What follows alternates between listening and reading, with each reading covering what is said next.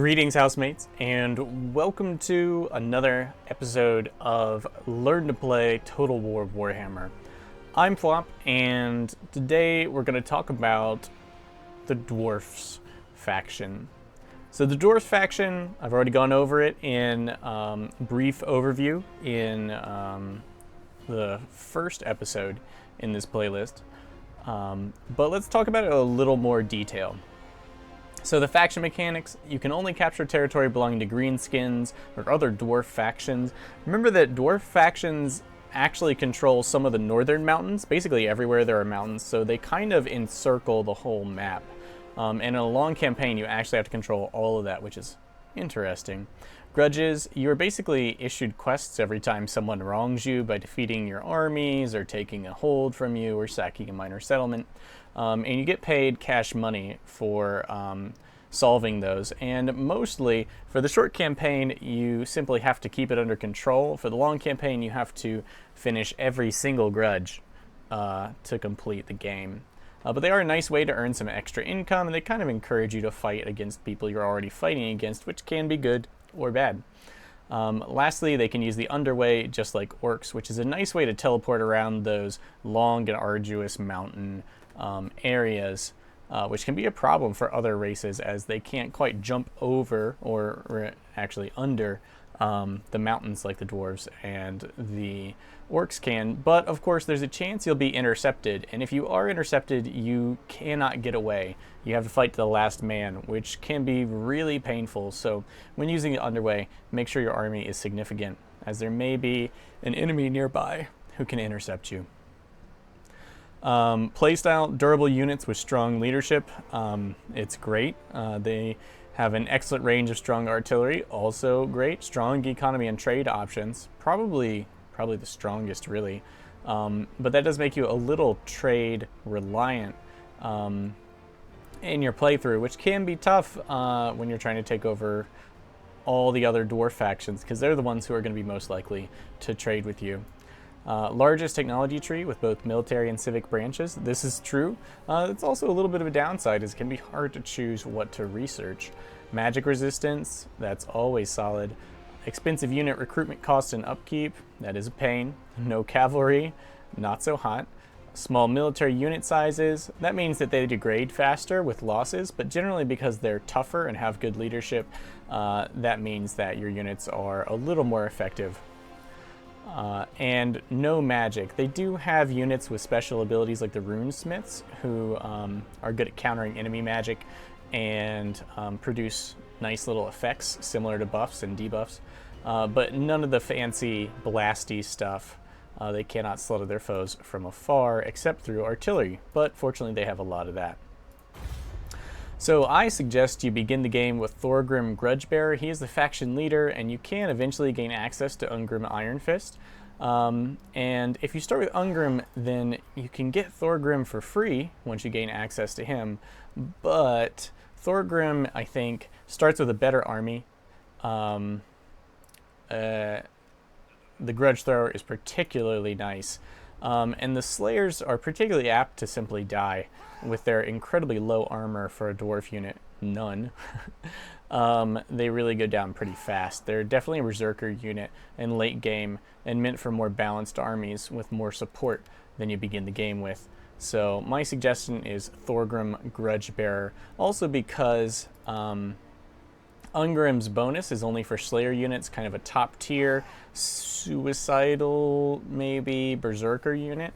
And it's tough to field an army of those, whereas the faction effects for Thorgrim aren't like outstanding compared to some of the faction effects you can get from other factions, but I think are simply better overall.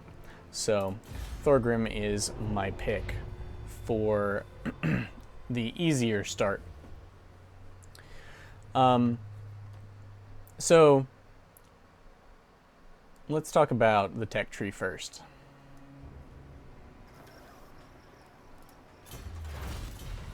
Okay, so the Dwarven tech tree is, as you can see, extensive, and there's a lot of good stuff all around.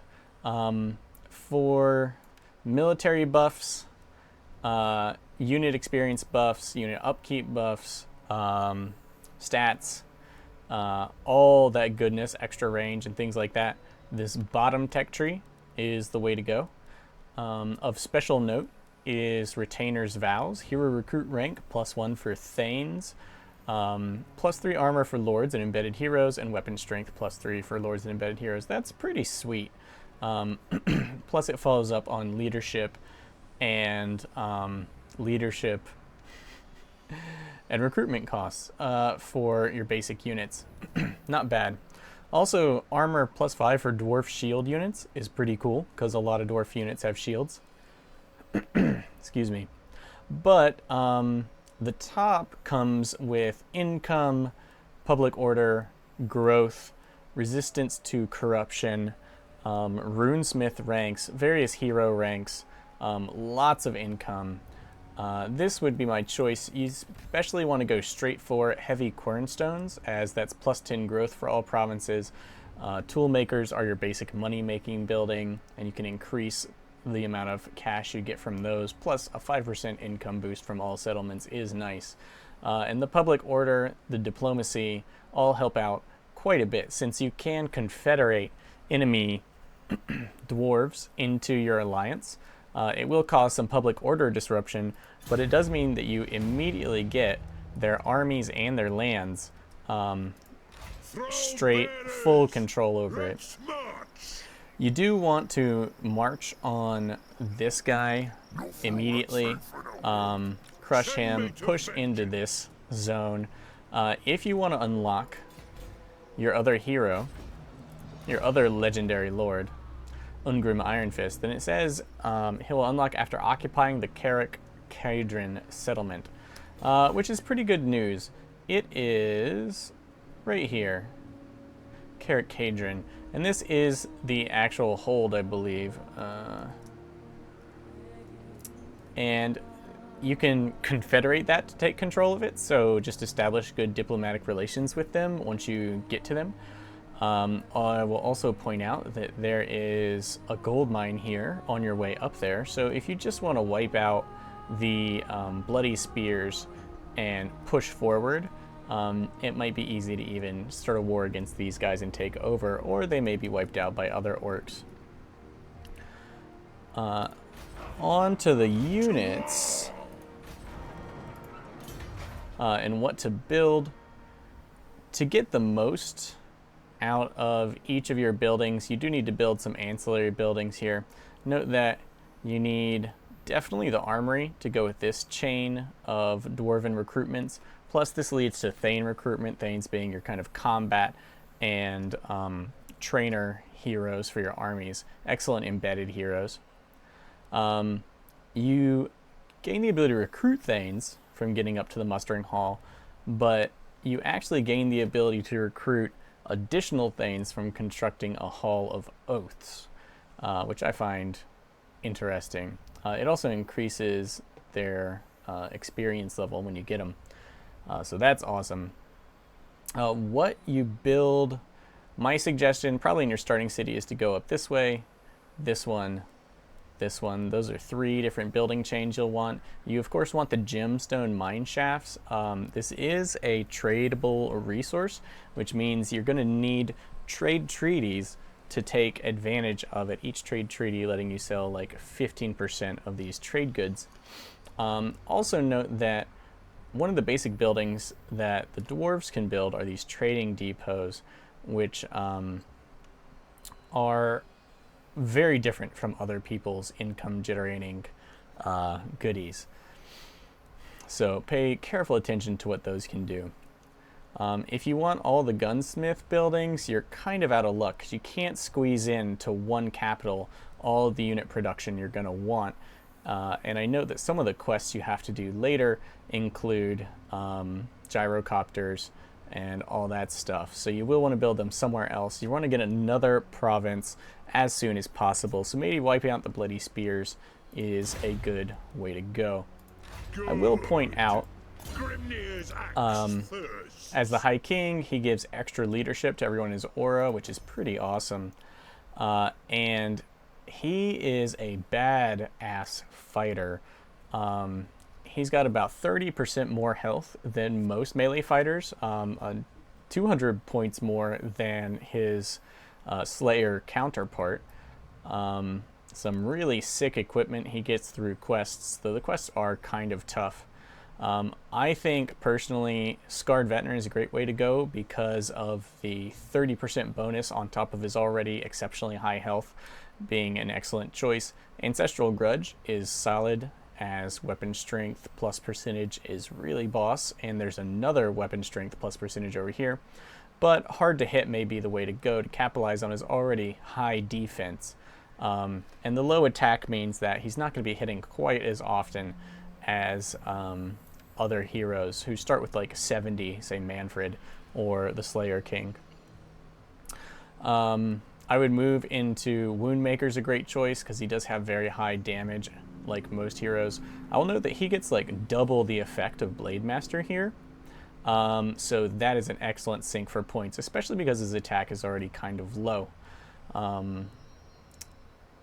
Everything else is pretty solid. It can be really tempting to go for Inquiring Minds, but I do think the campaign skills for all dwarf heroes are kind of weak.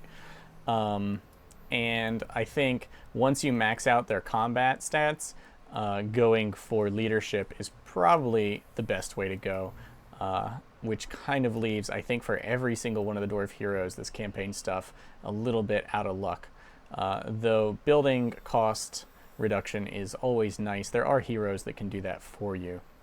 And this is per region instead of per province, which means that you actually have to travel around quite a bit to get the proper use out of it.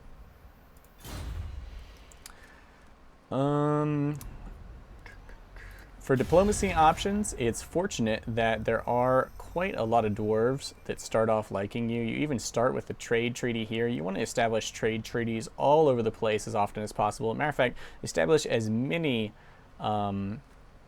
treaties as you possibly can, because every treaty slowly improves your relations with other people. Or slowly builds up your relations, and when dwarfs love you enough, you can ask to join Confederation. You'll suffer -10 to public order everywhere, which is a kind of, it's a serious deal. It's significant. It may not be game breaking, but once you can ask for that, they will just give you their lands and their armies, which is a huge boon over having to conquer them all individually. So that is a big deal for dwarves. Also something that the Empire can do, but no one else.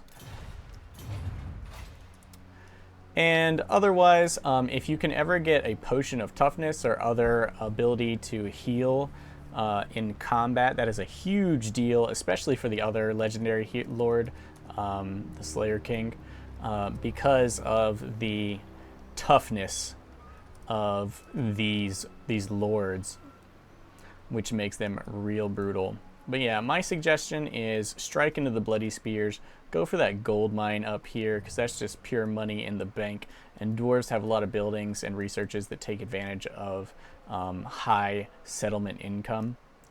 And you will have to deal with a lot of orcs down here in the mountains, but when it comes to finishing up the game, the short campaign victory mainly has you covering this central Dwarven zone and killing the Greenskin faction, but the full campaign, the long campaign victory, actually requires you to take over all of these mountains, and all of these mountains, while wiping out the Greenskins and emptying the Book of Grudges, which can be tough because that will pit you against other factions. So long game ahead of you for the dwarves, but the income and the power that'll come with owning all that territory is also immense. When it comes to the Book of Grudges, keeping it high helps with public order, and it helps with diplomatic relations with other dwarf realms, which will in turn lead to easier territory control as you confederate the various other dwarven factions, and trade treaties and all sorts of other stuff, military alliances that'll let you target. So it's very important to empty those Books of Grudges, as it will slowly count down as this is, I think, number of turn. It's 1 point per turn that you haven't satisfied a grudge, or maybe since last grudge satisfaction. So it can actually be beneficial to let an easy target screw over one of your minor settlements, just so you can go back and get that grudge boost. But that is, I think, the approach for the dwarves. Their heavily armored infantry are really good, especially against the green skin. It does pay a lot to know who has armor-piercing units, and their gyrocopters are a pretty different style of unit compared to everyone else, and a nice thing to have on the battlefield. I will note that they have research rate, I think, is really important for the dwarves, so try and maximize your research rate through everything but your lord's campaign skills, as I think that's just a bad option. Remember to go for growth, to build your province or region specials, and when you need the public order, you've always got the Bierstein.